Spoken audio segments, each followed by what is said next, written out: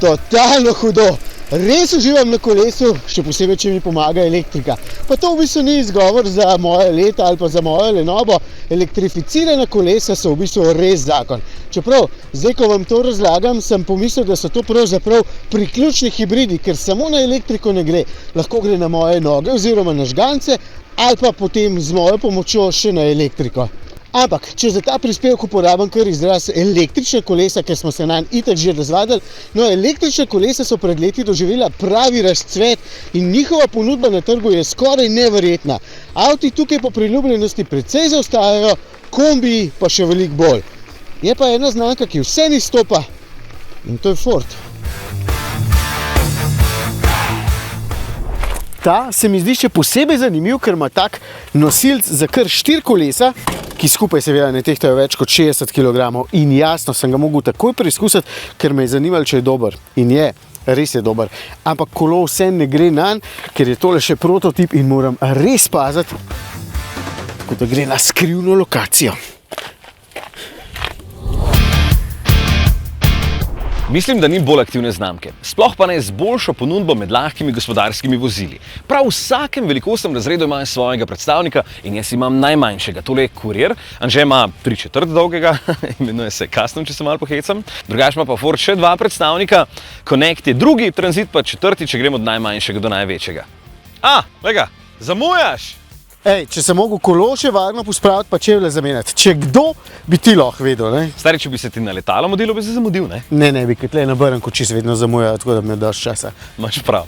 No, turnejo pri Fordu označuje potniška izvedenka, oziroma v tem primeru kar družinske, bi lahko rekel, ker oba vidimo v teh vlogah. Pač tale za manjše in tale za večje družine, a ne? Dobar, ni Custom zanimiv samo zaradi svoje velikosti, ampak je zares krasno družinsko vozilo. V bistvu ima veliko prostora, ima dovolj udobne sedeže, ki jih lahko zlagate, premikate ali pa odstranite. V bistvu je to krasno vozilo za nekoga, ki rabi nekaj za prevoz potnikov. No, čist nova dimenzija se pri takih kombijih pa odpre takrat, kadar so na elektriko. Ford se je zelo aktivno lotil tudi elektrifikacije, zato že vse njihove kombije lahko poganja tudi elektrika. Celo Ranger k nam pripelje kmalu kot priključni hibrid. Ta dva sta pa čist električna, z realnim dosegom, ki je primeren za krajše vožnje.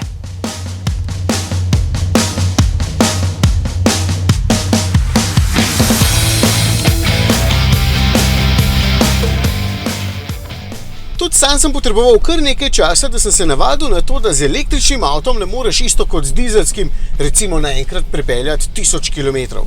Sploh kombije sem vedno dojemal za dolgo progaše, ta pa ima teoretični doseg samo 325 km, na naši vožnji po avtocesti še kakšnih 100 manj. Ampak ko sem se pa z njim začel voziti po dnevnih opravkih, pa recimo z njim skočil s kolesom na bližnji hrib in podobno, sem pa videl, da je takšen doseg za večino voznikov povsem dovolj. Ampak Ford itak ponuja še Custom PHEV, torej priključni hibrid, če vas skrbi premajhen doseg.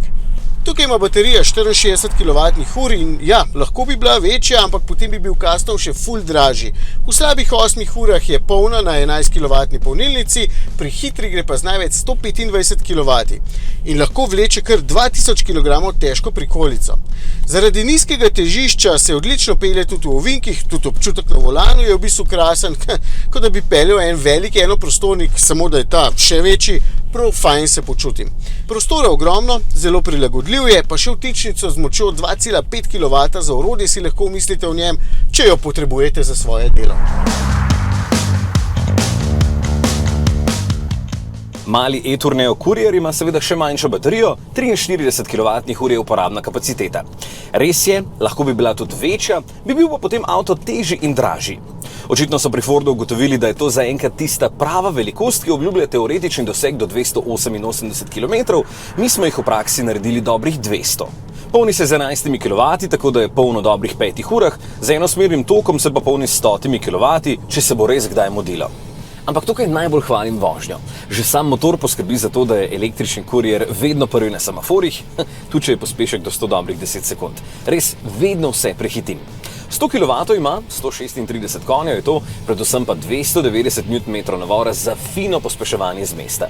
Lahko vleče tudi 750 kg težko prikolico in za mestno vožnjo je super še to, da ima način vožnje z enim pedalom.